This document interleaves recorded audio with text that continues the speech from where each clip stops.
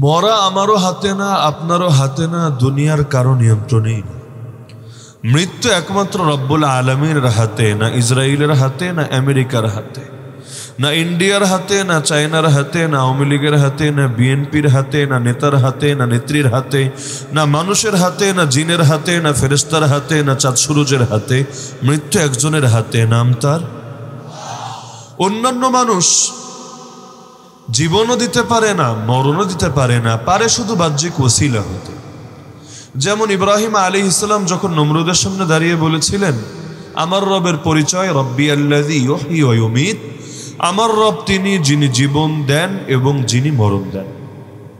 নমরুদ বলল, জীবন তো আমি দেই, মরণ তো আমি দেই, আনা উহয়ী ওয়া উমীত। কিভাবে? জেল থেকে 2 কয়েদি এনে একজনকে ছেড়ে দিল, একজনকে মেরে ফেললো। বললো, এই যে জীবন দিলাম, এই যে মরণ দিলাম। কিন্তু বাস্তবে জেল থেকে কোনো আসামিকে ডেকে এনে ছেড়ে দেওয়াকে জীবন দেওয়া বলে না, আবার জেলে কোনো আসামিকে মৃত্যুদণ্ডে দণ্ডিত করাকেও মরণ দেওয়া বলে না। কারণ যে জীবন প্রাপ্তই ছিল না তারে আবার জেলে ঢুকায় কেমনে? যারা বিয়েই করেন নাই, বাচ্চাই হয় না এখনো, আমি যদি একেবারে কঠিন চ্যালেঞ্জ নিয়ে নামি, আপনার বাচ্চারে আমি জেলে ঢুকিয়েই ছাড়বো। কেমনে ঢুকাবো? বাচ্চাই তো নাই, যার জীবনই নাই, যার অস্তিত্বই নাই, তারে আবার জেলে ঢুকায় কেমনে? আগে তো জীবন পায়, তারপর না জেলে ঢুকায়। তো নমরুদ বলছে আমি জীবন দেই, কেমনে? আরে ও তো জীবন প্রাপ্ত আগেই ছিল, আর যে জীবন প্রাপ্ত আছে তারে আবার জীবন দেয় কেমনে? জীবন তো তারে দেওয়া যায় যার জীবন নাই, যার আছে তারে আবার দেয় কিভাবে? তো এখন তিনি যখন দেখলেন এভাবে বোঝানো যাবে না, কারণ দুনিয়ার বাতিল এমনি ওদের লাইনে যত চালুমাল হোক না কেন, নমরুদ যেন তেন চালু হলে তো আর রাজা হয় নাই, বাদশা হয় নাই। রাজাদের মাথায় তো এই পরিমাণ বুদ্ধি থাকে, হাজার হাজার প্রজারে নিয়মিত ভেজে খেতে থাকে। তো রাজনীতিবিদদের মাথা তো অন্যান্য মানুষদের মাথার চাইতে বেশি স্ট্রং হয়, এটাই স্বাভাবিক। আর সে রাজা, যদি সে বলদি হয় তাহলে কোন ফাঁকে তারে মেরে নতুন আর একজন রাজা হবে? এর তো কোনো ইয়ত্তাই নাই। তো এখন তার লাইনে সে মহাপণ্ডিত, কিন্তু দ্বীনের লাইনে একেবারেই মহাবলদ। আজকাল অনেকে এমন আছে না, দুনিয়ার লাইনে বহুত বোঝে, বড় বড় ডিগ্রি, বড় বড় সার্টিফিকেট তার আছে, সমাজও তাকে বুদ্ধিজীবী বলে জানে, কিন্তু ইসলামের বেসিক কথা, মূল কথাগুলোই তার মাথায় ধরে না, তার বুঝে আসে না। কোরআন পড়ে ঠিকই, কিন্তু কি দিয়া যে কি বোঝে আর কি বোঝে না তাও বোঝে না। এক শ্রেণীর মানুষ হলো বোঝে না, আর এক শ্রেণীর মানুষ কি যে বোঝে না তাও বোঝে না, কিন্তু নিজেরে মনে করে সবচাইতে বড় বুঝমান, এর চাইতে বড় বুঝমান যেন দুনিয়ার বুকে দ্বিতীয় একটাও হয় না। এমন লোক আছে নাকি নেই? তো তিনি যখন দেখলেন এই যুক্তিতে কাজ হবে না, তখন এমন একটা যুক্তি দিলেন যেটা খণ্ডন করা। নমরুদ কেন? দুনিয়ার কারো সাধ্যের কথাই না। বললেন, আমার রব তো পূর্ব দিক থেকে সূর্য ওঠায়, পশ্চিম দিকে ডুবায়, তুমি মাত্র একবার, ফাতি বিহা মিনাল মাগরিব ওয়াল আমরু লা ইয়াক্তাজি তাকরার, তুমি মাত্র একবার পারলে পশ্চিম থেকে সূর্য ওঠাও দেখি। এখন সূর্য তো আর জেলের আসামি না, ডেকে এনে ইচ্ছা মতো বানায় দিবে। রিমান্ডে মাইটার খায়া সূর্য বেচারা বলবে, স্যার আর মাইরেন না, কোন দিক দিয়ে ওঠা লাগবে তাড়াতাড়ি বলে। পূর্ব, পশ্চিম, উত্তর, দক্ষিণ, ডান, বাম, যেদিক দিয়ে বলবেন আগামীকাল সেদিক দিয়ে উঠে যাব। এখন সূর্যের লগে তো আর গুন্ডামি আর মাস্তানি চলে না। ফাবুহিতাল্লাযী কাফার, তাই তার লা জবাব হয়ে যাওয়া ছাড়া কোনো উপায় থাকলো না। তো বলছিলাম, হায়াত মৌত কার হাতে? পৃথিবীর কোনো বুলেটের গায়ে যদি আমার নাম লেখা না থাকে, আর দুনিয়ার কাফের মুশরিকরা হাজার হাজার বুলেট আমার দিকে ছুটতে থাকে, তবু একটা বুলেটও আমাকে পৃথিবী থেকে বিদায় করতে সক্ষম হবে। তো হায়াত মৌতের মালিক যেহেতু আল্লাহ, আল্লাহ বলে দিলেন মুসলমান না হয়ে মইরো না। এখন মরা তো আমার হাতেই না, আমার হুজুরের হাতে না, আমার পীরের হাতে না, আমার বাপের হাতে না, আমার মায়ের হাতে না। তো এখন কখন মরবো তাই তো জানি না। যদি জানতাম, কেয়ামত 2 রকম হয়। এক কেয়ামত হলো গোটা জগতের কেয়ামত, সকল মানুষের কেয়ামত, যেটাকে আপনারা কেয়ামত হিসাবে চেনেন। কিন্তু নবীর ভাষ্যে আরেকটা কেয়ামত আছে, ইদা মাতাল ইনসান কামাত কিয়ামতুহু, যখন মানুষ মরে তার নিজের কেয়ামত তখনই শুরু হয়ে আসে। এজন্য ওসমান রাদিয়াল্লাহু তাআলা আনহু তিনি যখন কোনো কবরের পাশ দিয়ে যেতেন, কাঁদতে কাঁদতে কাঁদতে দাড়ি পর্যন্ত ভিজিয়ে ফেলতেন। সঙ্গীরা পেরেশান হয়ে যেত। তাকে জিজ্ঞেস করলো, ইয়া আমিরুল মুমিনিন, জান্নাত জাহান্নামের কথা শুনলে আপনি এত কাঁদেন না, কিন্তু কবরের পাশ দিয়ে গেলে আপনার কান্নাই যেন থামে না, এর কারণ কি? তিনি জবাব দিয়েছিলেন, আরে যখন মানুষ মারা যায় তার প্রথম কেয়ামত এই কবরেই শুরু হয়। এই কবরে যে পাশ, পরের সবগুলো ধাপেও সে পাশ করতেই থাকে, আর কবরেই যে ধরা খেয়ে যায়, পরের ধাপগুলো তার জন্য বড় কঠিন আর কঠিন হয়ে যায়। তো এখন আমার কেয়ামত শুরু যখন আমার মরণ, আর গোটা জগতের যখন ধ্বংস আর মরণ, তখন গোটা জগতের কেয়ামত। তো এই যে আমার মরা তো আমার হাতেই না, তাহলে আমি মুসলমান না হয়ে মইল না, এই কথার অর্থ কি? অর্থ তো শুধু এটাই যে প্রতিটা মুহূর্তে রেডি থাইকো মুসলমান হয়ে মরার জন্য, যাতে করে যখনই মরো না কেন তোমার মরণটা খাঁটি মুসলমান ছাড়া অন্য কোনো হালতে না হয়। এটাই তো অর্থ নাকি? তো এখন খাঁটি মুসলমান হয়ে যদি মরতে চাই, মুসলমান বলতে আমরা কি বুঝি? মানুষ বলতে যেমন আমরা দুইটা জিনিস বুঝি, এক নম্বরে তার ভেতরে প্রাণ আছে, দুই নম্বরে তার একটা শরীরও আছে। শরীর যার নাই তারা তো মানুষ বলি না। যদি রুহুগুলো এখানে সব উড়তে থাকে, দৌড়াতে থাকে, আমরা বলবো না মানুষ, কারণ আমরা এগুলো দেখছি না, আমরা এগুলো সম্পর্কে জানতেও পারছি না। তো এখন মানুষ তারই বলে যার দুইটা জিনিস থাকে, একটা হলো তার প্রাণ, রুহু বা আত্মা, আর একটা হলো তার দেহ। যদি প্রাণ না থাকে তারেও লোকে মুর্দা বলে, জিন্দা কেউ বলে না। কেন? কারণ মাথা থেকে পা সব কিছু থাকলেও এগুলোর ন্যূনতম দাম থাকে না যদি না আসল জিনিস চালিকা শক্তি থাকে। যত দামে গাড়ি হোক, গাড়ি তো আছে, চালানোর মতো কেউ নাই। এই গাড়ি দিয়ে কি হবে? লাইট ফ্যান সবই তো লাগানো আছে, কারেন্ট খালি নাই, লাইট ফ্যান দিয়ে কি হবে? তো প্রতিটা জিনিসের মূল একটা ব্যাপার থাকে। মাইকগুলো মনে করেন সেট করে রেখেছে, লাইনটা দেয় নাই, তো এখন হাজার হাজার মাইক সেট করে রেখে কি হবে? তো এখন মানুষের মধ্যে প্রাণটা হলো মূল, আর দেহটা হলো এর জন্য জরুরি একটা বিষয়। এখন প্রাণ যদি না থাকে, দেহ যদি পুরাও থাকে, এর কোনো দাম থাকে না। একইভাবে মুমিন কাকে বলে, মুসলিম কাকে বলে? এখন মুমিন আর মুসলিম শব্দগুলোর আবার একাধিক অর্থ আছে। ইযা ইজতামা ইফতারাকা ওয়া ইযা ইফতারাকা ইজতামা। আমরা সাধারণভাবে মুসলমান বলতে বুঝি যার ভেতরে ঈমান আছে, বাইরে আমলও আছে। নাকি আপনারা ভিন্ন কিছু বুঝেন? ভেতরে যদি ঈমান না থাকে, বাইরে যদি আমল করতে করতে কপালে দাগ ফেলে দেয়, বাইরে আমল করতে করতে গোটা জীবনটা কাটায় দেয়, তাকে মুসলমান হিসেবে জান্নাতে দিবেন আল্লাহ নাকি জাহান্নামে দিবেন? কাদিয়ানিরা নামাজ পড়ে না, হিজবুত তৌহিদরা রোজা রাখে না, আহলে কোরআনরা হজে যায় না, কিন্তু আপনাদের কি ফতোয়া কাদিয়ানিরা জান্নাতি, হিজবুত তৌহিদরা জান্নাতুল ফেরদাউসের অধিকারী?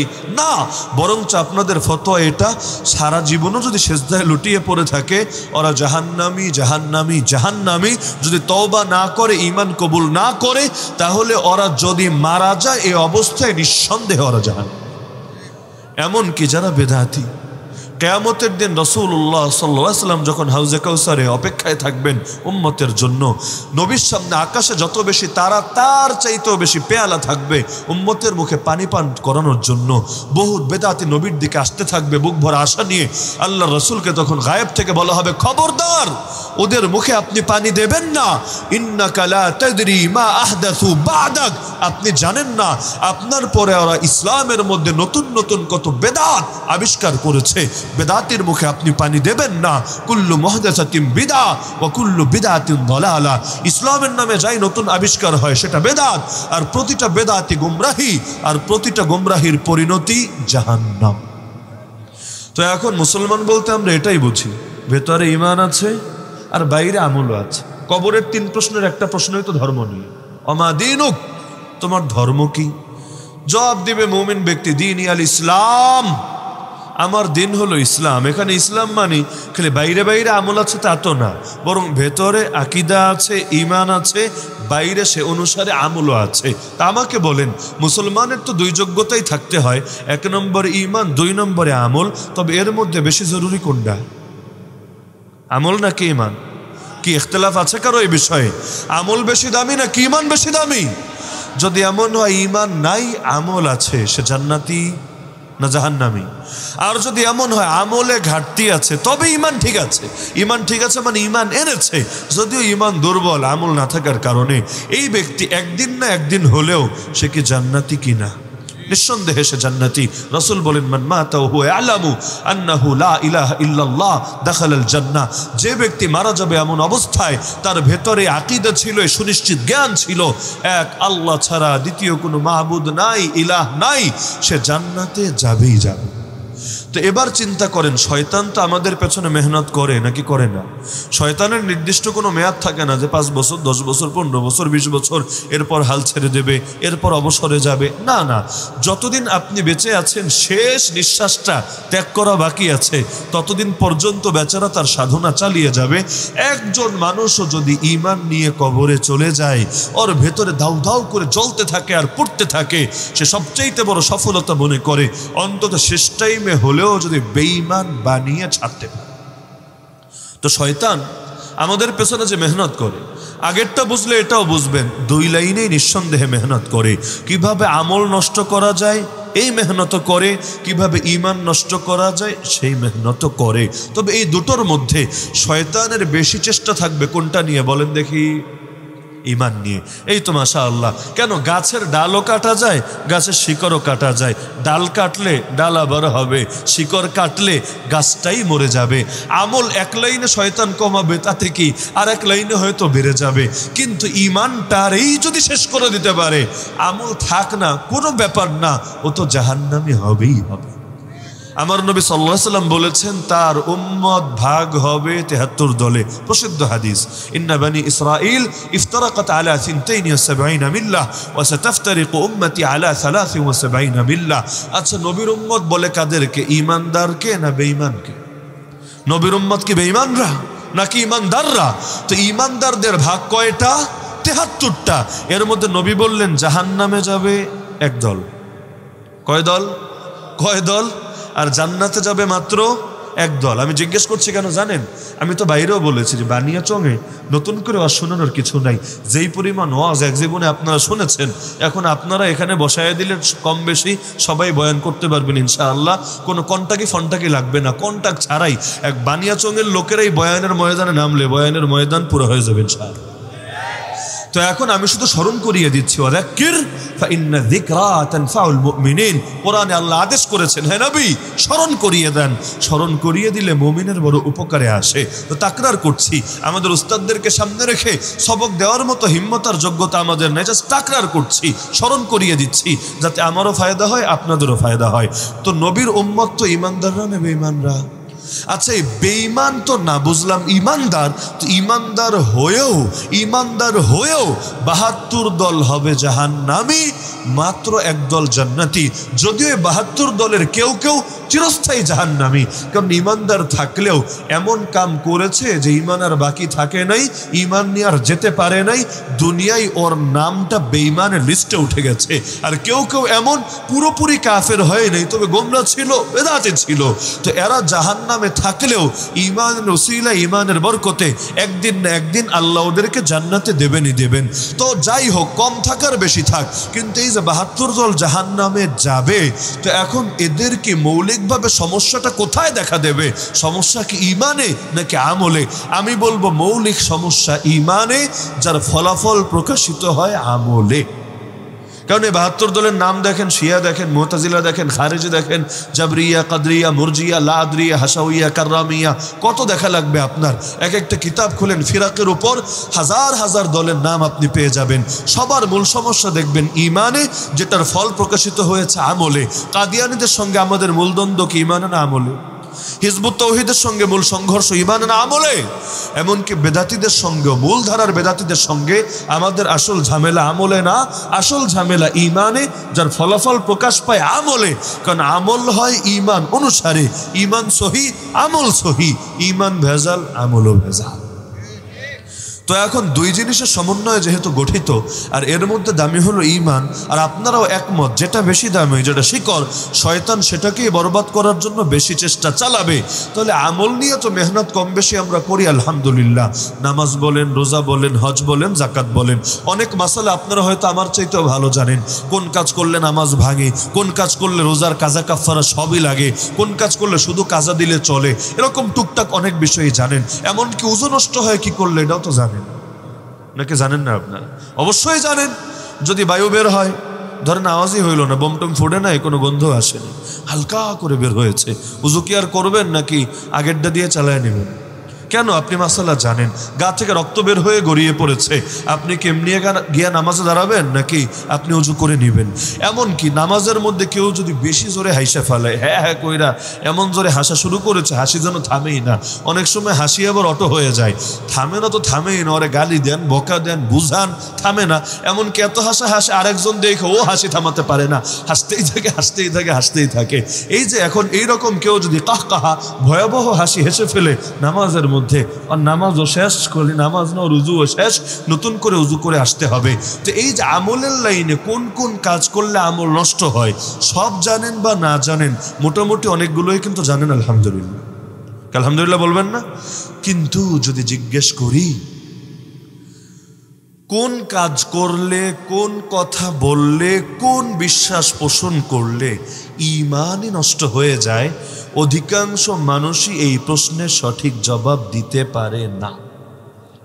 আমলের লাইনে যতটুকু পারে, আমি বলছি না 100% পারে, যতটুকু পারে, ঈমানের লাইনে ততটুকুও পারে না।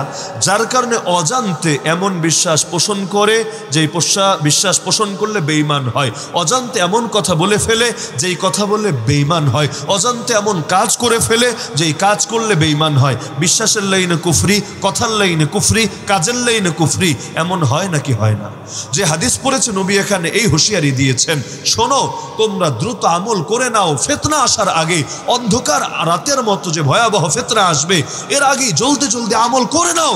কারণ এমন একটা ফিতনার জামানা আসতে যাচ্ছে, মানুষ যখন সকালে থাকবে মুমিন, বিকালে হবে কাফের, বিকালে থাকবে মুমিন, সকালে হবে কাফের। দুনিয়া সামান্য সামান্য স্বার্থে নিজের ঈমানকে বিক্রি করে দেবে। এই হাদিসও তো জীবনে বহুতবার শুনেছেন। আপনি চিন্তা করেন, সকালে মুমিন আবার বিকালে কাফের, আবার বিকালে মুমিন সকালে কাফের, এটা আবার হয় কেমনে? কিভাবে সম্ভব? ঈমান কি কচু পাতার পানি নাকি, যে এখন আছে তো পরের টাইমে নাই, আবার আছে তো আবার নাই? এর পেছনে অন্যতম একটা কারণ এটাও বটে, মানুষ আকীদার ব্যাপারে, তাওহীদের ব্যাপারে, ঈমানের ব্যাপারে, কুফর শিরক থেকে সতর্কতার ব্যাপারে গাফেল হয়ে যাবে। যার কারণে কোন ফাঁকে যে ঈমান হারাচ্ছে, আবার যে কখন কালেমা পড়ে ঈমানটা তার নবায়ন হয়ে যাচ্ছে, এগুলোর দিকে তার নজরই থাকবে না। এই ব্যাপারে কোনো সচেতনতাই কাজ করবে। ওয়ামা ইউমিনু আকসারুহুম বিল্লাহি ওয়া হুম মুশরিকুন। অধিকাংশ মানুষের হালত এমন, আল্লাহর উপর ঈমান রাখে এমন অবস্থায় যে তারা শিরকে লিপ্ত থাকে। যদিও বলা হয়েছিল মক্কার মুশরিকদের ব্যাপারে, কিন্তু এই যুগের অনেকের ক্ষেত্রেও এই কথা ঠিকভাবেই প্রযোজ্য হয়ে থাকে। এক লাইনে হয়তো ঈমান বড় পাক্কা, আর এক লাইনে পুরাই ধরা। যেমন যদি জিজ্ঞেস করি জীবন দিয়েছেন কে, বলবে আল্লাহ। যদি জিজ্ঞেস করি মৃত্যু কার হাতে, বলবে আল্লাহ। যদি জিজ্ঞেস করি খাওয়ায় কে, পড়ায় কে, বলবে আল্লাহ। যদি জিজ্ঞেস করি চাঁদ সূর্য নিয়ন্ত্রণ করে কে, বলবে আল্লাহ। এগুলো শুধু আপনারাই জবাব দিবেন আল্লাহ তা না, কোরআনে আছে। মক্কার মুশরিকরাও একে জবাব দিত, ওয়ালা ইন সাআলতাহুম মান খালাকাস সামাওয়াতি ওয়াল আরদ ওয়া সাখখারাশ শামসা ওয়াল কমারা লা ইয়াকুলুনাল্লাহ। কোরআন বলছে, হে রাসূল, আপনি যদি মুশরিকদেরকে জিজ্ঞেস করেন আসমান জমিন কে সৃষ্টি করেছে, চাঁদ সূর্য কে চালায়, মুশরিক হতে পারে, কিন্তু ওরাও বলবে আল্লাহ। বলবেন আল্লাহ যদি বলে আবার মুশরিক কেন রে?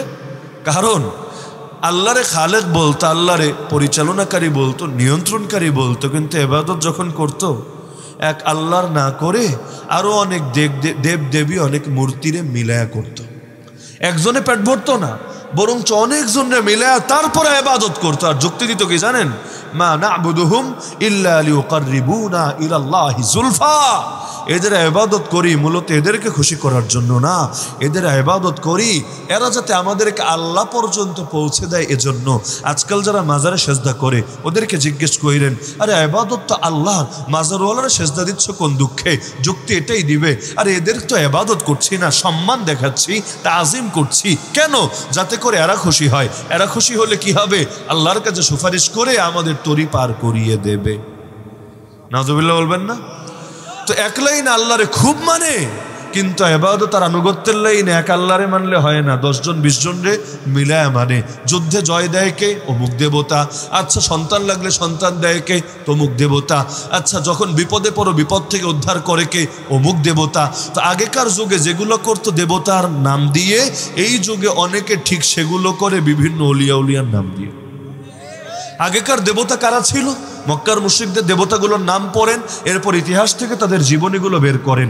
এক একটা দেবতা ছিল মূলত এক একজন ওলির প্রতিকৃতি। আটরশির মুরিদদের অনেকের বাসায় গেলে দেখবেন পীরের ছবি টানানো আছে। এমনকি যদি সেই ছবিকেও ছড়ায় ঘর থেকে, ওর 14 গোষ্ঠী উদ্ধার করে ছাড়ে। আমি যেহেতু থাকি ওই এলাকায়, ওই ফরিদপুর রাজবাড়ি না, রাজবাড়ি তো আগে ফরিদপুর জেলার অংশ ছিল, এখন আলাদা জেলা হয়েছে, ভালো মতো জানা আছে, বৃহত্তর ফরিদপুরের অংশ। তো ঘরের মধ্যে ছবিটা নিয়ে রাখে কেন?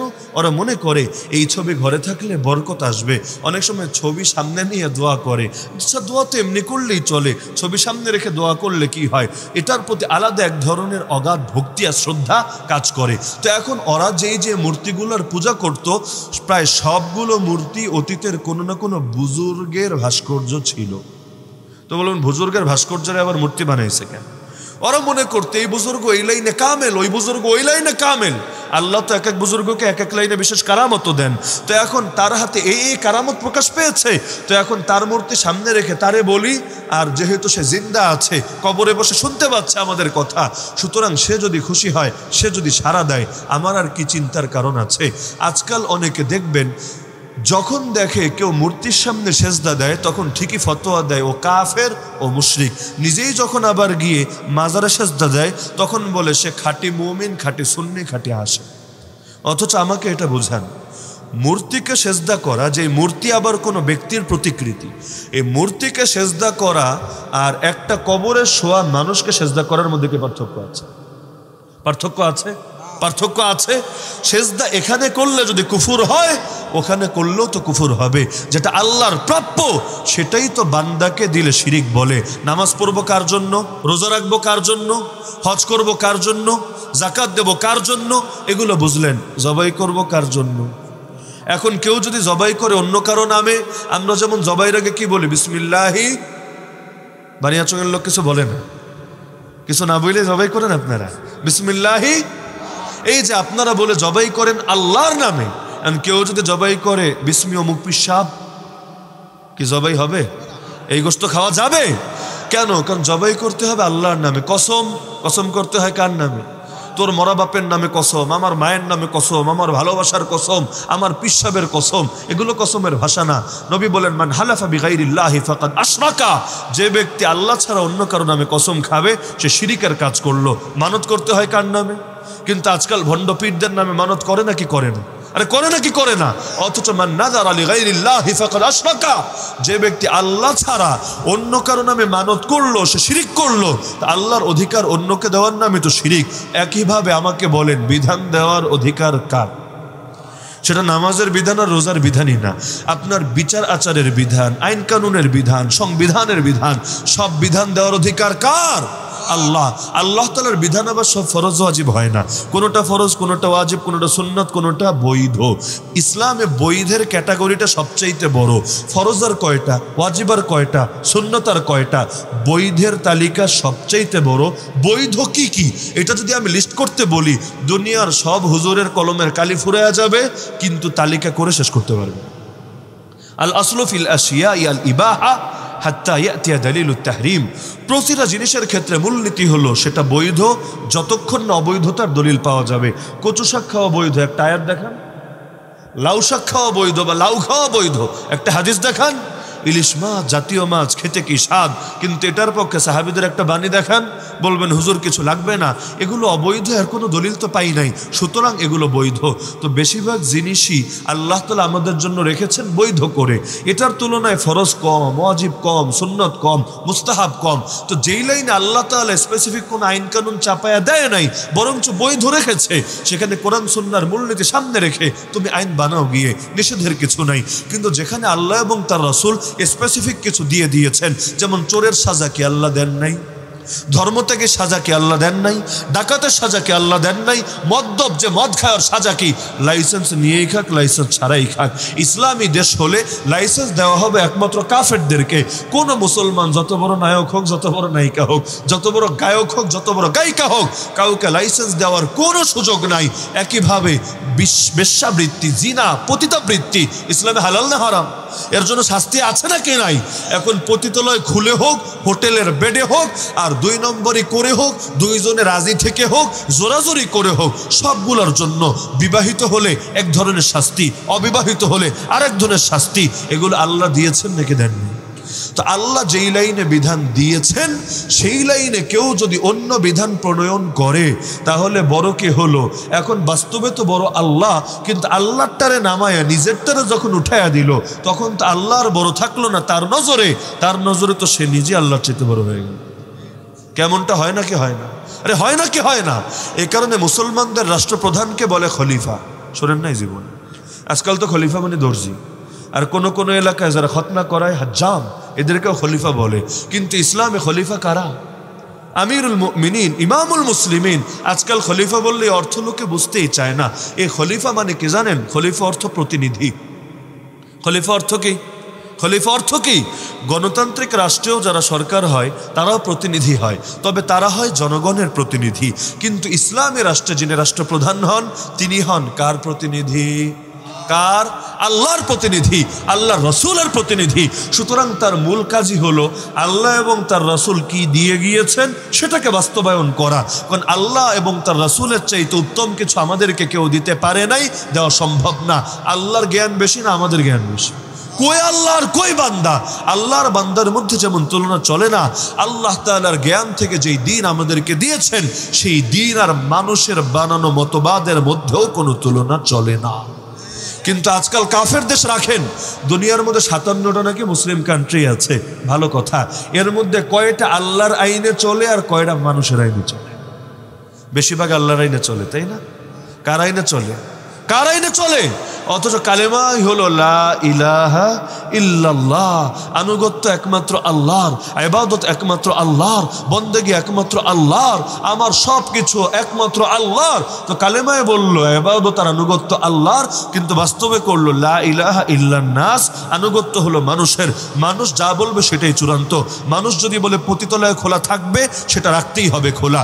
মানুষ যদি বলে ব্যাংকে সুদি কারবার চলে, রাখতেই হবে ব্যাংকে সুদি কারবার জারি। মানুষ যদি বলে মদের লাইসেন্স দিতে হবে, ব্যাস দিয়ে যেতে হবে। মানুষ যদি বলে হারাম রে হালাল করতে হবে, ব্যাস সেটাই করতে হবে। মানুষ যদি বলে দেশের মধ্যে সমকামিতা আর ট্রান্সজেন্ডারকে প্রমোট দিতে হবে, ব্যাস সেটার পক্ষেও দালালি শুরু করতে হবে। আল্লাহ কি বললেন সেটা বিষয় না, মানুষ কি বানালো সেটা নাকি বিষয়। নাউযুবিল্লাহ।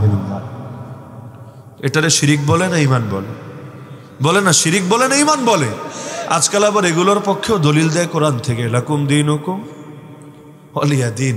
এটা নাকি কিসের দলিল? এটা হলো ধর্ম যার যার, উৎসব সবার, অথবা এটা হলো ধর্ম নিরপেক্ষতাবাদের দলিল। নিরপেক্ষতা মানে কি? আল্লাহরও পক্ষে না, শয়তানেরও পক্ষে না, হকেরও পক্ষে না, বাতিলেরও পক্ষে না, আলোরও পক্ষে না, অন্ধকারেরও পক্ষে না। আল্লাহর কসম এটা কোনোদিন সম্ভবই না যে আল্লাহর পক্ষে না ওই শয়তানের পক্ষে, যে হকের পক্ষে না ওই বাতিলের পক্ষে, যে আলোর পক্ষে না ব্যাস অটো সে অন্ধকারের পক্ষে। সুতরাং সেকুলার শব্দ একটা ভণ্ডামি ছাড়া কিছু না। ধর্ম যার যার, উৎসব সবার মানে কি? তাহলে উৎসব ধর্মে নাই আর ধর্মে উৎসব নাই, মানে উৎসব ধর্মের সঙ্গে সম্পৃক্ত না, এটাই তো কথা। তাহলে ধর্ম বলে কারে? খালি নামাজ রে, খালি রোজা রে, খালি হজ রে, খালি জাকাত রে। চাকরিতে ধর্ম নাই, ব্যবসায় ধর্ম নাই, সভ্যতায় ধর্ম নাই, সংস্কৃতিতে ধর্ম নাই। উৎসব আরবিতে যেটাকে বলে ঈদ, সেটা যদি ধর্মের অংশই হয়ে থাকে তাহলে ধর্মের অংশ তো ধার্মিকের জন্য হবে, যে ধর্মই মানে না তার জন্য কিভাবে হবে? এটা তো সম্ভবই না। ধর্ম যার, উৎসবও তার, রাষ্ট্র হতে পারে সবার, কিন্তু আমার উৎসব তোমার হয় কিভাবে? তোমার উৎসব আমার হয় কিভাবে? কোরবানের দিন আমাদের উৎসব হলো গরু কাটা, নাকি বানিয়াচঙে কাটে না কেউ? কোরবানের দিন আমাদের সবচাইতে বড় উৎসব এটা না? এখন যে ধরেন হিন্দু ধর্মাবলম্বী, সে কেমনে আমার উৎসবে শরীক হবে বলেন? ও কি গরু জবাই দিবে, নাকি গরু কাটবে, না গরুর গোশত খাবে, না করবেটা কি? আপনি পারলে ব্যাখ্যা করেন। কোনো ক্ষেত্রেই তো আপনার সঙ্গে শরীক হওয়া সম্ভব না। আবার তার উৎসব কিভাবে? সে মূর্তি পূজা করবে, সে ঢোল বাজাবে, সে গান শুনবে, তাদের নারী পুরুষ একসঙ্গে এসে ইবাদত বন্দেগী করবে। আমাকে বলেন, আপনার জন্য মূর্তি পূজা করার সুযোগ আছে? ঢোল তবলা বাজানোর সুযোগ আছে? গান শোনা, নারী দেখা, কোনো কিছু সুযোগ আছে? তা আপনি চাইলেও তারটা করতে পারবেন না, সে চাইলেও আপনারটা করতে পারবে না। তো উৎসব আবার সার্বজনীন হয় কিভাবে? উৎসব তো যেই ধর্মের উৎসব সেই ধর্মের লোকেরই থাকে। না হলে ঈদের কোনো দরকারই ছিল না। আমার নবী যখন মদিনায় গিয়েছিলেন তখনও মদিনায় উৎসব ছিল। ইহুদিরা বছরে 2 দিন উৎসব পালন করত, এটা তাদের ঐতিহ্য ছিল, তাদের সংস্কৃতি ছিল। নবী গিয়ে বললেন আল্লাহর পক্ষ থেকে, আল্লাহ তোমাদেরকে 2 দিনের পরিবর্তে আর উত্তম 2 দিন দিয়েছেন, একটা ঈদুল ফিতর আর একটা ঈদুল আযহা। এই 2 দিন উৎসব করা তোমাদের জন্য অবধারিত করে দিয়েছেন। এজন্য ঈদের দিন কেউ রোজা রাখলে সওয়াব হবে না, উল্টো গুনাহ হবে। কারণ আল্লাহ তোমাকে আনন্দের জন্য দিলেন, খাওয়া দাওয়ার জন্য দিলেন, আর তুমি এখন না খেয়ে কি বুঝাতে চাচ্ছ? আল্লাহর চাইতে বড় বুঝমান হয়ে গেছো, আল্লাহর চাইতে বড় রহমান রাহিম হয়ে গেছো, নবীর চাইতে বড় বুজুর্গ হয়ে গেছো? কখনোই সম্ভব না। ওয়াল্লাহি ইন্নী লাআলামুকুম বিল্লাহি ওয়া আতকাকুম লাহু। নবী কসম খেয়ে বলেন, তোমাদের মধ্যে আল্লাহর ব্যাপারে আমার ইলমও বেশি, এই কারণে আল্লাহর ব্যাপারে আমার দিলে ভয়ও বেশি। কারণ যার ইলম বেশি হয় তার দিলেই তাকওয়া বেশি হওয়া সম্ভব। ইন্নামা ইয়াখশাল্লাহা মিন ইবাদিহিল উলামা। আল্লাহ তাআলার মারিফত, আল্লাহর তাওহীদের জ্ঞান যার ভেতরে যত বেশি, আল্লাহর সে ভয় পাবে তত বেশি। এজন্য সূরা ফাতির 28 নম্বর আয়াতে আল্লাহ বলছেন, বান্দাদের মধ্য হতে আল্লাহকে সবচেয়ে বেশি প্রকৃত অর্থে ভয় করবে জ্ঞানীরা, আলেমরা, আল্লাহর ব্যাপারে যারা ইলম রাখে তারা। কারণ আজকের যুগে দেখেন, যারা নবীর শানে ভালো ইলম রাখে না, তারা নবীকে ভালোবাসতে গিয়েও বেদাত করে বসে, আল্লাহকে ভালোবাসতে গিয়ে এমন কাজ করে বসে যাতে উল্টো আল্লাহ নারাজ হয়ে থাকে। ইসলাম তো আমার বুদ্ধি আর বিবেক দিয়ে চলবে না, ইসলাম চলবে কোরআন হাদিস দিয়ে। কোরআন হাদিস যে যত বেশি ভালো জানবে, সে আল্লাহ এবং তার রাসূলের পথে তত বেশি চলতে পারবে। তো এই জামানা ইমান চোর ঢুকে গেছে সমাজের পরতে পরতে, যারা আমাদের ইমানটাকেই চাই একেবারেই বরবাদ করে ছাড়তে। তো এখন যদি আমরা জান্নাত পেতে চাই, সফল হতে চাই, খালি আমল সহি করলে চলবে না, ইমানও সহি করা লাগবে।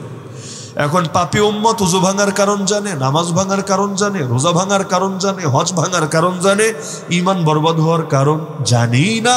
কোন বিশ্বাসে ইমান ভাঙে, কোন কথায় ইমান ভাঙে, কোন কাজে ইমান ভাঙে জানেই না। এখন বলে কি, একদিকে বলে আমি পাক্কা মুসলিম, প্র্যাকটিসিং মুসলিম, আর একদিকে বলে আমি সেকুলার। রাজনীতিতে সেকুলার আর মসজিদ মাদ্রাসায় আমি খাঁটি ধার্মিক। কিভাবে সম্ভব? তাহলে 2 দিন পর বলবে আমি কাদিয়ানি, আবার আমি খাঁটি হানাফি। কেমনে হানাফি আর কেমনে কাদিয়ানি? দুইটা আবার জমা হয় কিভাবে? একটা হলে তো আরেকটা হবে না, হওয়া সম্ভব না। কিন্তু এগুলো বলে কারণ আকীদার ব্যাপারে, তাওহীদের ব্যাপারে, দ্বীনের ব্যাপারে জ্ঞানই থাকে না। এখন দেশে শিক্ষিতের হার বাড়ছে, এটা সহি, কিন্তু একদিকে শিক্ষিতের হার বাড়ছে আর একদিকে দ্বীনের লাইনে অজ্ঞদের সংখ্যা বাড়ছে। এখন masters pass, BCS cadre, PhD thesis শেষ করে ডক্টর, সব জানে, কিন্তু তাওহীদ কারে বলে, রিসালাত কারে বলে, তাওহীদের প্রকার কি, আল্লাহর ব্যাপারে কি কি আকীদা রাখতে হবে, কোন কোন আকীদার কারণে ঈমান টোটাল বরবাদ হয়ে যাবে, এগুলো জানেই না। এখন আবেগ দেখাতে গিয়ে উল্টো গোমরাহ হয়ে যায়। অনেক সময় আল্লাহর অধিকার দিয়ে দেয় নবীরে, নবীরটা দিয়ে দেয় ওলিরে, কখন ওলিরে উঠিয়ে ফেলে সবার উপরে। দেখেন অনেক সময় গাছ কাটতে গিয়েও জোরে জোরে ডাকে। আপনাদের এলাকায় হয়তো করে না, অনেক গ্রামাঞ্চলে করে। ওই যে গাছ কাটার সময় গাছটা যখন লাস্টে টান দিয়ে ফেলে, অনেকখানি কাটার পর শেষে টান দিয়ে ফেলে না, একসাথে অনেকজন টান মারে। কি বলে? কোথাও বলে আরো জোরে হেইয়ো, আরো জোরে হেইয়ো। কোথাও আমি শুনেছি বলি ইয়া আলী, ইয়া আলী। বলে না, বলে না? ইয়া আলী মানে কি? ইয়া আলী মানে যে আমারে ডাকতেছে এটা না, আলী হাসান ওসামা সাহেব আসেন, আপনি আসেন, আপনি আসেন। ইয়া মানে হে, আর আলী তো আমার নাম, আমার নামের প্রথম অংশ আলী, তো আমার ডাকে এটা না। ইয়া আলী মানে কি? আলী রাদিয়াল্লাহু আনহুকে ডাকে। কেন আলী রাদিয়াল্লাহু আনহুকে ডাকার দরকার পড়লো? কিসের জন্য? কারণ তারা মনে করে যদি তাকে ডাকা যায় সে গায়ের মধ্যে শক্তি দিবে। হ্যাঁ, এখন আল্লাহ তাআলার ক্ষেত্রেও কোরআনে আলী শব্দ আছে, কিন্তু বড় সংখ্যক মানুষ আল্লাহর নিয়ত করে ইয়া আলী বলে না, বরং আলী রাদিয়াল্লাহু আনহুকে নিয়াত করে ইয়া আলী, ইয়া আলী বলে। দলিল দেয় আল্লাহ তো তার এমন শক্তি দিয়েছিলেন, 40 জনে যেই দরজা উঠাইতে পারে নাই তিনি একা সেটা উঠিয়েছিলেন। যদিও এটার বর্ণনা সূত্র প্রমাণিত না, তারপরও লোকমুখে প্রচলিত। তো যেহেতু তার অনেক শক্তি ছিল, এখন ইয়া আলী বইলে যদি আলী রাদিয়াল্লাহু আনহুকে ডাকতে পারি, আমাদের গায়েও অনেক শক্তি আসবে। বলেন না নাউযুবিল্লাহ। রাজবাড়ী কখনো গেলে বিভিন্ন ট্রাকের গায়ে, এমনকি মোটরসাইকেলে পর্যন্ত লেখা দেখবেন মাওলা পাক ভরসা। ওই রাজবাড়ির ট্রাক কখনো ঢাকায় ঢুকলে বা এদিকে আসলে নজর দিয়েন, অধিকাংশ মোটরসাইকেল এবং ট্রাকে এটা লেখা পাবেন মাওলা পাক ভরসা। আমি যখন প্রথম যাই 2018 সালে, তো ওই সময় আমি গিয়ে ভাবতাম মাশাআল্লাহ, আল্লাহর উপরে দিয়ে ভালো একিন, কারণ আমরা তো আল্লাহরেও মাওলা বলি, হাসবুনাল্লাহু ওয়া নি'মাল ওয়াকিল, নি'মাল মাওলা ওয়া নি'মান নাসির। আল্লাহকে আমাদের সমাজে মাওলা বলে। অনেক পীর সাহেবরাও বয়ান করার সময় মাওলা, মাওলার প্রেম, মাওলা শান এই শব্দগুলো বলে। তা আমি ভেবেছি মাওলা পাক ভরসা মানে আল্লাহ পাক ভরসা, সমস্যার কি আছে? পরে থাকতে থাকতে বুঝলাম কিছুদিন পরে মাওলা পাক মানে আল্লাহ পাক না, তাদের যে মরহুম পীর সাহেব আছে যাদেরকে তারা আওলাদে রাসূল এবং রাসূলুল্লাহ সাল্লাল্লাহু আলাইহি ওয়াসাল্লামের বংশধর মনে করে, এখন বাস্তবে বংশধর কিনা ব্যাপারে আমার জানাশোনা নাই, পড়াশোনাও নাই। তো এখন তাকে মূলত তারা মাওলা পাক বলে স্মরণ করে। তো মাওলা পাক ভরসা মানে পীর পাক ভরসা, এবং সব কিছুকে বিশেষ সিস্টেমে পবিত্র করে। ওই হিন্দুরা যেমন আড়াই প্যাঁচ দিয়া না কেমনে কেমনে পবিত্র করে, এদেরও সব পবিত্র করার সিস্টেম আছে। তো যেটা যেটা পবিত্র করে এখানে পাক শব্দ বলে, হুজুর পাক, খাবার পাক, সিন্নি পাক ইত্যাদি, পাক পাক পাক এই শব্দগুলো। তো এই যে মাওলা পাক ভরসা বললো কিন্তু ধর্মীয় আবেগ থেকেই। আবেগ না থাকলে তো আর ভরসা শব্দ টানে না। কিন্তু এখন আবেগ দেখাতে গিয়ে ঈমান থাকলো না বেঈমান হয়ে গেল। কেউ যখন মারা যায় বুকের মধ্যে একটা সাজারা পাক দিয়ে দেয়। সাজারা বুঝেন? আমাদেরও যেমন সিলসিলা হাদিস আমরা পড়েছি কার কাছে, এটার একটা সাজারা আছে। আমরা তাসাউফের লাইনে মেহনত করেছি কার কাছে, এটার একটা সাজারা আছে। যেমন আমি কয়েকজনের নাম যদি সিরিয়ালে বলতে থাকি, বলতে বলতে বলতে রাসূল পর্যন্ত আমাদের সিলসিলা চলে যাবে। আমরা হাদিস পড়েছি অমুক হুজুরের কাছে, তিনি অমুক হুজুরের কাছে, যেতে রাসূল। আমরা ফিক পড়েছি, ফতোয়া পড়েছি, মাসালা পড়েছি অমুক হুজুরের কাছে, তিনি অমুক হুজুরের কাছে, যেতে রাসূল। আমরা ইসলাহের মেহনত করেছি অমুক হুজুরের কাছে, তিনি অমুক হুজুরের কাছে, যেতে রাসূল। এখন তাদেরও একটা সাজারা পাক আছে, মরার পরে বুকের মধ্যে সাজারা পাকটা দিয়ে দেয়। এতে কি হয়? সাজারা পাক আমার ঘরেও সংরক্ষিত আছে, ওদেরটা আর কি। তো এখন এটা যদি দিয়ে দেয় তাহলে ওই যে কবরে দুই ফেরেশতা আসে না, কি নাম, এই মুনকার নাকির, আয়েশা ডরে আর প্রশ্নই করে না, সারের লোক, আরে মাওলা পাকের লোক। এখন এর যদি এর লগে ঝামেলা করি খবর আছে, বিচার টিচার গেলে চাকরি হয়তো চলে যাবে। আর এখন যদি বুকের মধ্যে এটা না দেয় তাহলে কবরে আযাব হবে। এই কারণে তারা সারা জীবন ভয়ে থাকে। আমাদের তো ওহাবি বলে, আর শোনেন না বেদাতিরা আমগরে কি কয়, ওহাবি খারেজি। তো এখন ওরা খুব ভয়ে থাকে, ওহাবিদের কাছে যদি আসে বয়ান টয়ান শোনে, মরলে তো আর সাজারা পাক দিবে না, আর সাজারা পাক না দিলে জাহান্নামের আগুনে পুইরা ছাই হয়ে যেতে হবে, বলে না নাউযুবিল্লাহ। তো মানুষ ধর্মীয় আবেগ নিয়েও গোমরা হয় নাকি হয় না? বিশেষ করে আমরা বাঙালি জাতি, আমাদের ধর্মীয় জ্ঞানের চাইতে ধর্মীয় আবেগ বেশি। আমরা জানি কম কিন্তু আবেগ লালন করি বেশি। আমাদের এই জ্ঞানের স্বল্পতা আর আবেগের আধিক্যই অনেক সময় আমাদেরকে গোমরা করে। বাংলাদেশের বেদাতিরা টিকেই আছে দুইটা জিনিসের উপরে, একটার নাম ইমোশন বা আবেগ, আর আরেকটার নাম হলো জাল হাদিস, জাল কেচ্ছা, জাল বর্ণনা। আজকে ওদের এই দুইটা ভিত্তিকে ধসায়া দেন, 3 নম্বর পয়েন্ট নিয়ে ওদের সাথে বিতর্কের টেবিলে বসেন, দেখবেন আপনার সামনে 1 মিনিট ওরা টিকতে পারবে না। এখন এই যে প্রতি বছর যে রবিউল আউয়াল আসে, বিভিন্ন দিবস টিবস পালন করে, সবচাইতে বড় দলিল দেয় ওরা এটা দিয়ে। এমন কেউ যে তাহেরি আছে না, আপনাদের তো পরিচিত মুখ, সেও তো দলিল দিয়েছে এটা বলে যে এই দিবস পালন করতে একটা সহি দিল থাকলেই চলে, সহি দলিল লাগে। সহি দলিল লাগে না, সহি দিল লাগে, মানে ডাকি। এই দিল আবার কেমন দিয়ে, যেটা সহি দিলের বিপরীতেও চলতে পারে, এটাকেই তো ইমোশন বেচে খাওয়া বলে। তো এখন এ সমস্ত কারণে ঈমান চোর ঢুকে গেছে সমাজের পরতে পরতে। কোথাও খ্রিস্টান মিশনারি ঈমান বরবাদ করে দিচ্ছে, কোথাও কাদিয়ানি হিজবুত তাওহীদ ঈমান বরবাদ করে দিচ্ছে, কোথাও সেকুলাররা মডারেটরা ঈমান বরবাদ করে দিচ্ছে, কোথাও লিবারেলরা হিউম্যানিস্টরা ঈমানকে বরবাদ করে দিচ্ছে। এক এক লাইনে এক এক দল এসে ঈমানকে শেষ করে দিচ্ছে। আর ঈমান যার নাই, আমল করতে করতে কপালে দাগ ফেলে দিলেও জাহান্নামী, আমল করতে করতে গোটা জীবন কাটিয়ে দিলেও জাহান্নামী। সুতরাং আমাদেরকে শরীরের মধ্যে যেমন দেহের চাইতে বেশি রুহের ব্যাপারে সচেতন থাকা লাগে। হাত কেটে গেলেও সমস্যা না, বেঁচে থাকবো, রুহ যদি থাকে। চোখ খুলে গেলে, পড়ে গেলে, উপরে গেলেও সমস্যা না, যদি ভেতরে রুহ থাকে। একইভাবে আমলে যদি কমই থাকে, তারপর আল্লাহ একদিন না একদিন জান্নাতে দিবেন, অবশ্যই দিবেন। কিন্তু ঈমানে যদি না থাকে, আমলের আধিক্য দিয়ে কি লাভ হবে? এজন্য শয়তানের এই জামানার সবচাইতে বড় মেহনত কিভাবে আমাদেরকে বেঈমান বানাতে পারে। তো কি করতে হবে? সমস্যা নয় তো চিহ্নিত করলাম, সমাধান তো লাগবে না, নাকি লাগবে? সমাধান হলো 1 নম্বরে আল্লাহর ওয়াস্তে ঈমানের ব্যাপারে, অন্য ভাষায় বললে আকীদার ব্যাপারে, তাওহীদের ব্যাপারে। আর এর বিপরীত কুফর, শিরিক আর জাহেলিয়াত, এগুলোও চিনতে হবে সতর্ক থাকার জন্যে। এই লাইনে সবচেয়ে বেশি করে জ্ঞান অর্জন করতে হবে। যে জানে সে মানে, যে জানে না সে মানতে পারে না, তার দ্বারা মানা সম্ভব না। তো ঈমানের জ্ঞান আমাদের পর্যাপ্ত আছে না কম আছে?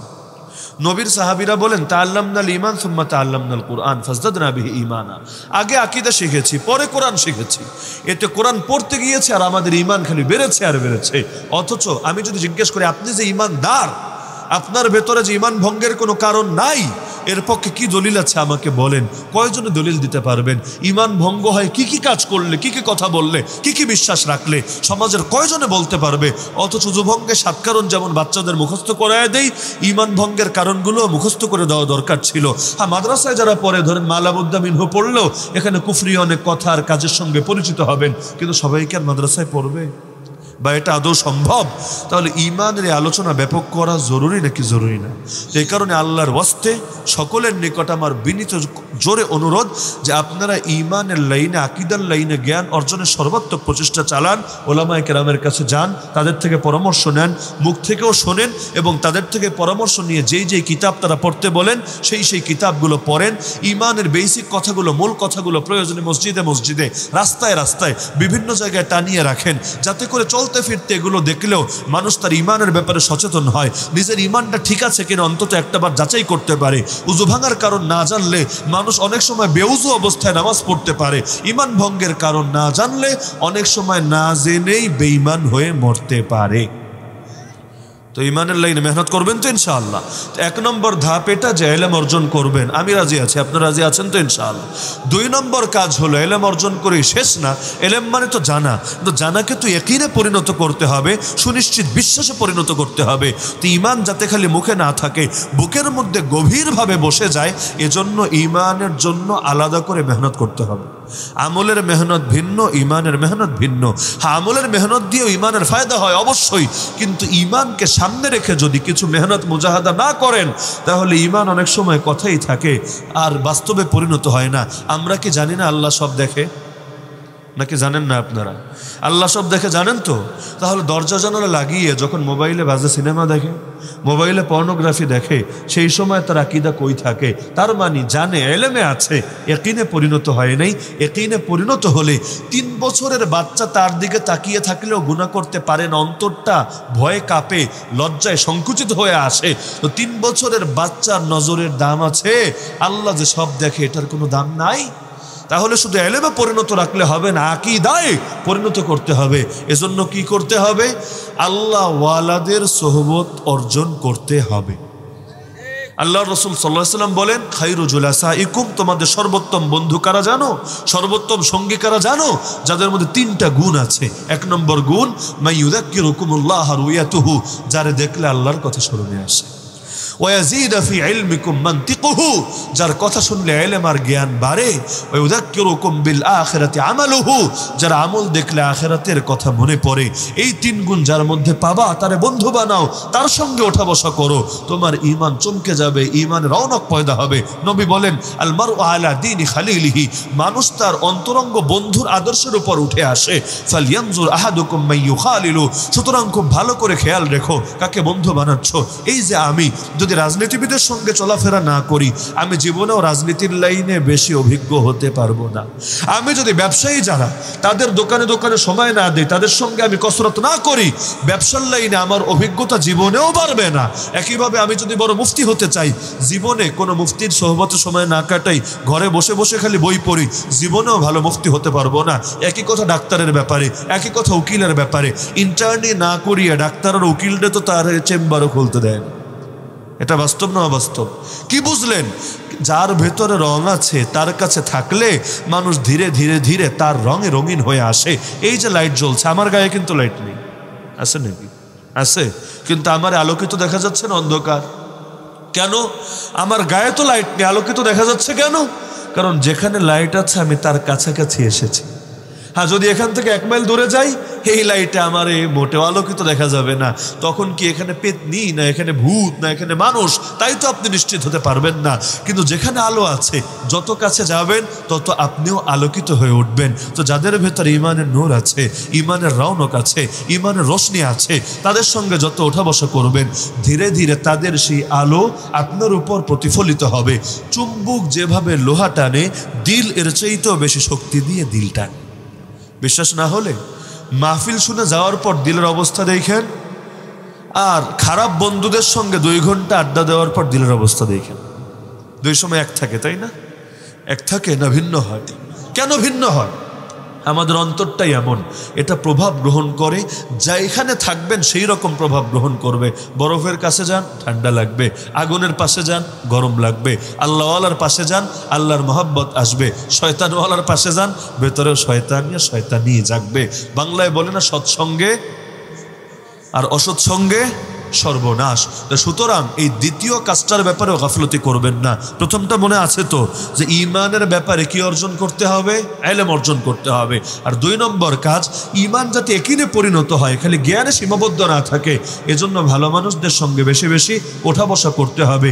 যত বেশি ওঠা বসা করবেন আর গুনাহগারদের থেকে যত বেশি দূরে থাকবেন, ইনশাআল্লাহ তত বেশি আপনার মধ্যে নূর চমকাবে। তবে একটা কথা আমি বলে দেই, ধরেন আপনি এই যুগে আছেন, চাইলে ইমাম আবু হানিফা সোহবত পাবেন, ইমাম বুখারী সোহবত পাবেন, কিন্তু উলামায়ে কেরাম লিখেছেন তাদের কিতাব যদি আপনি পড়েন, এটাও তাদের এক ধরনের সোহবত হবে।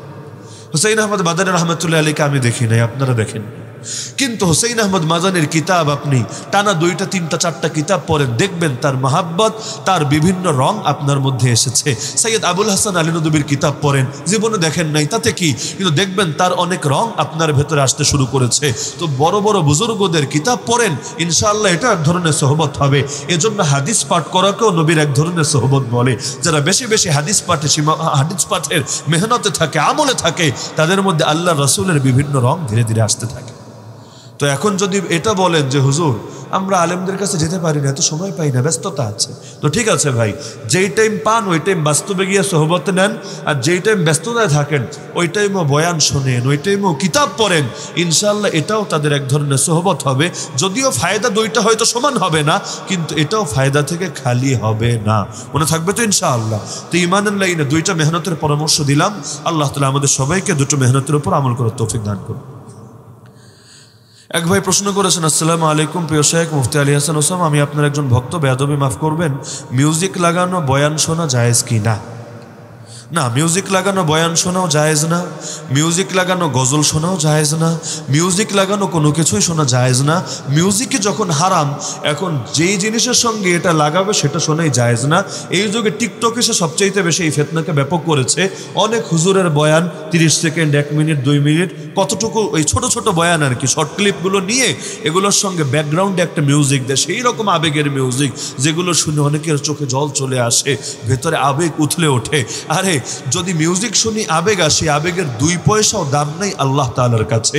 এরকম আবেগ তো অনেক সময় মমতাজের গান শুনলেও আসতে পারে। ওই মানিকগঞ্জে কখনো যদি যান ফেরি পাড়ি দেওয়ার জন্য, মানে ওই যে ঘাটে আর কি, যে ঘাট পাড়ি দিয়ে রাজবাড়ি যেতে হয়, ঘাটে গেলে দেখবেন রাতে যান দিনে যান, যতগুলো দোকান আছে অধিকাংশ দোকানে মারেফতি গান চলতে থাকে। কারণ মানিকগঞ্জে যেই পরিমাণ পীর আছে ঘরে ঘরে, পুরো বাংলাদেশে এত পীর আছে কিনা আল্লাহ ভালো জানে। হ্যাঁ, হাকিকি পীরের কথা আমি বলছি না, গানওয়ালা পীর, বাজনাওয়ালা পীর। তো এখন সেখানে এত পরিমাণ গান চলে, কিন্তু গানের কথা খেয়াল দিলে আবার দেখবেন আখিরাতের কথা, জান্নাত জাহান্নামের কথা, ইউসুফ আলাইহিস সালাম জুলাইখার কথা, বিভিন্ন নবী রাসূলের কথা। কিন্তু এগুলো শুনে অনেকে সামনে কাঁদে, অনেকে আবেগে ভাসতে থাকে, অনেক মুরব্বীদের অন্তরে ফিলিংস আসতে থাকে, কিন্তু কোনো লাভ নাই। আল্লাহর কাছে এগুলোর দ্বারা জান্নাতে মাকাম বাড়বে না, উল্টো জাহান্নামে জায়গা বাড়বে। তো এই কারণে মিউজিকওয়ালা কোনো যত বড় হুজুর হোক, এমনকি আমার কোনো বয়ানও যদি কেউ কাটপিস করে ছেড়ে দেয় ব্যাকগ্রাউন্ডে মিউজিক লাগিয়ে, মিউজিক কোনটা এটা বুঝতে তো আর পিএইচডি করা লাগে না। মিউজিকের ব্যাপারে তো সচেতন করার চেষ্টা আমরা চালাচ্ছি আলহামদুলিল্লাহ, সেটা কলরবের মিউজিকই হোক আর মুহিব খানের মিউজিকই হোক। প্রতিবাদ করি নাই, আমরা করেছি। কারণ গজল সেটাকে বলে যেটা মিউজিক মুক্ত থাকে, আর মিউজিক দিয়ে যদি হামদেবারি বলে তাও সেটা হারাম, নাতে রাসুল বলে তাও সেটা হারাম, জিহাদি গজল বলে তাও সেটা হারাম। এখন মুহিব খান যত বড় হুজুর হোক না কেন, কিন্তু যদি সেনাবাহিনী আর এই বিভিন্ন বাহিনীর পক্ষে সাফাই গাইতে গিয়ে এমন গজল বানায় যা শুরুতে একেবারে কাঁচা কাঁচা মিউজিক আর পুরো গজল জুড়ে মিউজিক, তাহলেও সর্বসম্মতিক্রমে সেটা হারাম। এমনকি এগুলোরা যারা হালাল বলতে চাইবে, ওলামায়ে উম্মত তাদেরকে ভণ্ড আর গোমরাই বলবে। তো মিউজিক দেওয়া কোনো কিছু শুনবেন না আল্লাহর ওয়াস্তে, না হলে যা কামাবেন তার চাইতে বেশি হারাবেন। এটা জুম্মার দিনের ওই মুসল্লিদের মতো হবে, জুম্মায় আসে সবার পরে কিন্তু যায় হলো সবার আগে। কেমনে যায়? বাপের বয়সী মুরব্বীদের কাঠ ডিঙ্গিয়ে আলেম ওলামার গায়ের মধ্যে পা লাগিয়ে বেয়াদবি করে করে মানুষের কষ্ট দিয়ে দিয়ে সবার পরে এসে সবার সামনে যায়। কারণ ওই জমিদারদের জন্য ইমামের পেছনে কয়েকটা জায়নামাজ বিছায় সিট বুকিং দিয়ে রাখে, আসবে পরে কিন্তু বসবে সবার আগে, ফজিলত পাওয়ার জন্য না বরং ফুডানি দেখানোর জন্য। মুই কি হনুরে, সে যে কিছু একটা হয়েছে এটা জাতিরে দেখাতে হবে না। এখন সামনে যদি না যায় তাহলে জাতি জানবে কেমনে? গিয়ে আবার শেষ না, গিয়ে দাঁড়ায় দাঁড়ায় ইমামরে এই আদেশ দিবে, মুয়াজ্জিনরে ওই নির্দেশ দিবে, এখানে সুইচ অফ করবে, ওখানে গিয়ে এটা টেপাটেপি করবে, আবার মানুষরা এইটা বলবে সেইটা বলবে। এমনটা হয় না কি হয় না? তো সামনের কাতারে গেলে কি হবে? মুস্তাহাবের ওপর আমল হবে, আর মানুষকে কষ্ট দিলে কি হবে? কবিরা গুনাহ হবে। তো পাইলা কি আর হারাইলা কি? বেশি হারায় ফেললে অল্প পাওয়ার জন্য। তো সুতরাং বয়ান শুনলে কি হবে? এর চাইতে বেশি ক্ষতি হবে মিউজিক শুনলে। তো মিউজিকওয়ালা বয়ান শোনা হারাম, ফি নারি জাহান্নাম। জীবনেও কখনো মিউজিকওয়ালা বয়ান শুনবেন না, মনে থাকবে তো ইনশাআল্লাহ।